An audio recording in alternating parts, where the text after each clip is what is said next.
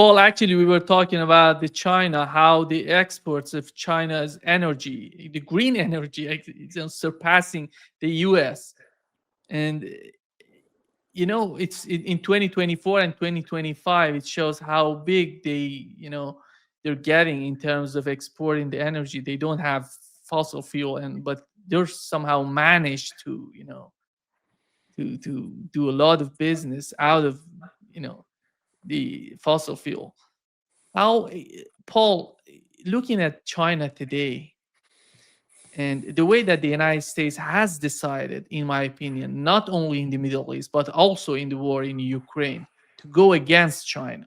It's all about, if you look at what's going on with the case of Iran, with the case of Russia, it's, after all, it all comes to China and how the United States is trying to deal with the rise of China, because China is in a position that you have to have some sort of a strategy, serious strategies to communicate with this huge, gigantic country. What's your take on the way that the Trump administration is doing this? Well, it's an inability of American leadership, which is a very poor leadership. It's an inability to come to terms with reality. The reality is unacceptable because it doesn't support all the delusions and illusions that they have. So the real situation is not just China's rise, but fairly significant and rapid decline of the entire Western world. If you look at the Western world, what you see is a lack of leadership. There are no leaders. And you see the governments don't represent the people. The approval rates, I recently published some of them. I think the Prime Minister of England had a 13% approval rate. The German Chancellor had a 23%. The French President was somewhere between 17 and 20. So the vast majority of people don't even see leadership in their own leaders. And of course, in the United States, unified leadership is impossible because the Democrats have become essentially an anti-American party. They're against free speech. They're for censorship. They're against white people. They're for a Tower of Babel. There's no sort of supportive unity that a leader can build a base on. The differences between the two parties in voting is narrow, and the law is becoming weaponized, so that the United States is becoming like third world countries where the incoming administration prosecutes the outgoing one. These are not situations that make leadership possible. So I don't think China has to worry about the United States other than possibly having a nuclear attack. China, they're moving on. And there's nothing we can do about it. We can't. We can make a fool of ourselves. We can start wars. We can try to interrupt the new China Silk Road by getting in the middle of it in some way, buying some corrupt government. We can be a thorn, but I don't understand why the United States takes a position that China is an enemy that we've somehow got to contain. The notion that we have to contain people doesn't make any sense. If that is our goal, why did we ever stress economic development? Why did we have agencies allegedly created to provide development funds to countries that wanted to improve and move up economically. So the whole thing is just sort of silly. Wars are deadly and devastating, and more so given the kinds of weapons. So the United States should simply welcome that China is building such a huge trade bloc that we could participate in. I don't. It's this sort of notion that hegemony. And hegemony implies that you have to have weaker countries than you, and so you have to get in the way of their expansion or development. But 350 million people can't get in the way of 1.3 billion very successfully, particularly when the United States gave a great boost to China's development by exporting all of our manufacturing to China. And of course, research and design follows manufacturing. So it's not anything China's done to us, it's what Wall Street and the corporate executives did in order to get profits up by offshoring manufacturing jobs.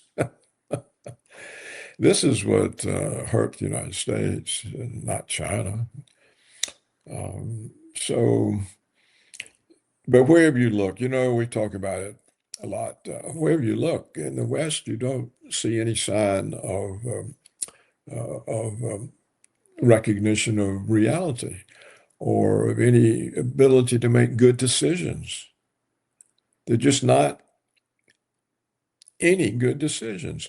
For example, at the moment, news reports suggest that the West, led by the United States, is trying to organize war fronts against Russia, ranging from the Baltics through Poland, Ukraine, Romania, Moldova, all the way to Georgia, where there was just last week another effort financed by foreign intelligence services to overthrow the existing Georgian government, which is not pro-Russian, it's pro-Georgian. It wants to stay out of the conflict between the West and Russia. But the Georgian government allows foreign financed NGOs to operate. And so they pay money to opposition parties. And they recently tried a coup. It looks like a coup. They had huge numbers of people in the streets. They broke into they broke barriers entering into the grounds of the presidential home, palace, whatever it's called. And it was on the verge of an overthrow. Well, why in the world would the West want to present Russia with a front from the Baltics to Georgia? That is such a huge front. Russia cannot possibly fight a conventional war on a front that big. They would have to have the entire Chinese army just to have manpower, and maybe the North Korean one as well, and maybe the Iranian Revolutionary Guards. It would take a huge. So what the West is doing is putting Russia in a position that guarantees nuclear war. The only response Russia could make to a war front that long would be to nuke the opposing forces. And you would think that somebody in the West would realize that and say, hey, this is not a good idea. We're creating a situation where the only option The only option Russia has is nuclear weapons. This is madness. And people who can't see that, they can't see anything, Nima.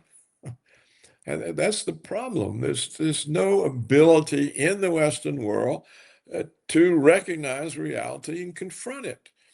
So they make up fake narratives. Oh, the Russian economy is about to collapse.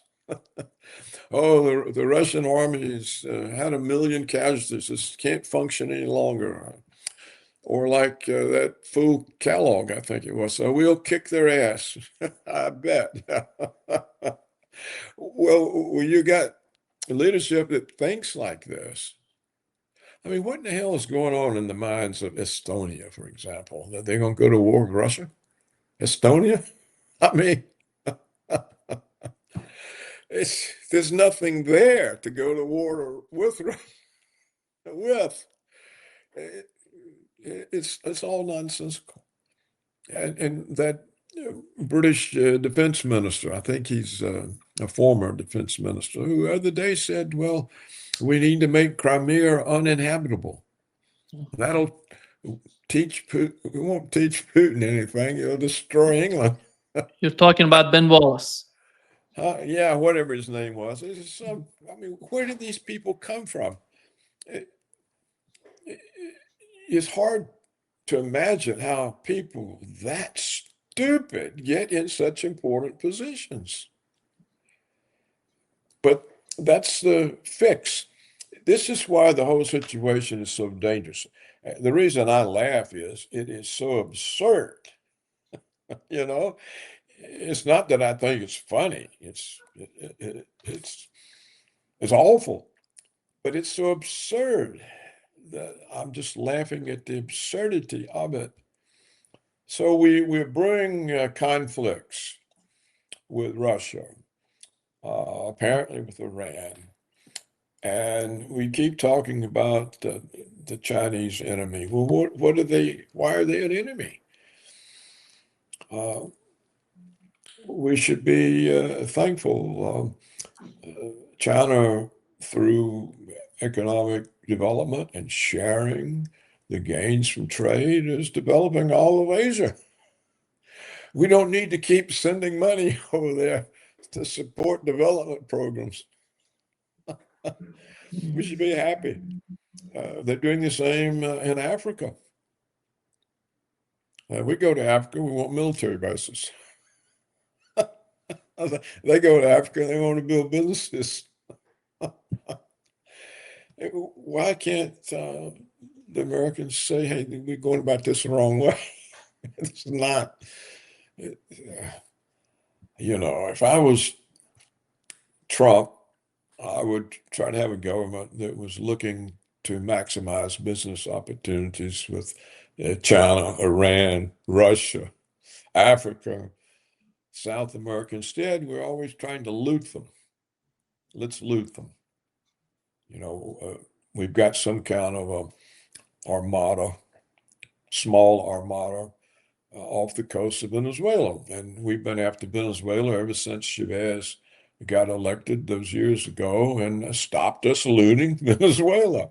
And we want to loot it, and we're mad. And so the Venezuelan government's evil because they won't let us loot it anymore.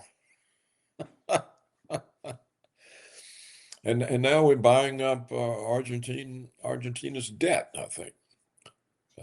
That'll give you a lot of control over Argentina. Why are we doing these things? If you want to control people, then you're going to cause a lot of trouble in the world. And the Americans seem to be locked in this. And I really, I don't understand the Europeans. Why do they want to go to war with Russia? They're not going to be there if they do that. I mean, a real war. And sooner or later, Putin is going to have to stop being so patient and stop being so calm and not taking offense because it's not working. The West looks at this and doesn't see an even-tempered leader, avoiding troubles, trying to minimize conflict, not increase it. They see somebody irresolute who we can run over. And so they increase the pressure. Well, at some point, Putin's going to have to change. Dr. Rowe, Gilbert Dr. Rowe, who pays close attention to the Russian news, Russian talk programs, he says that he thinks the leading classes, the ones that think, the important people in Russia are beginning to think about replacing Putin because he's so accepting of insults to Russia and so accepting of threats. And if that's the case, if Dr. Rowe's reading of the Russian media, the way they're discussing things now, is correct, then Putin's going to have to change his behavior. And that won't be pleasant, particularly if the West has convinced itself that it can prevail in some sort of conflict. So it's a dangerous, very dangerous situation. I don't think Americans understand that they're at risk. They're at serious risk of annihilation. And it's pointless. It's totally pointless. There's no reason to be facing such a risk.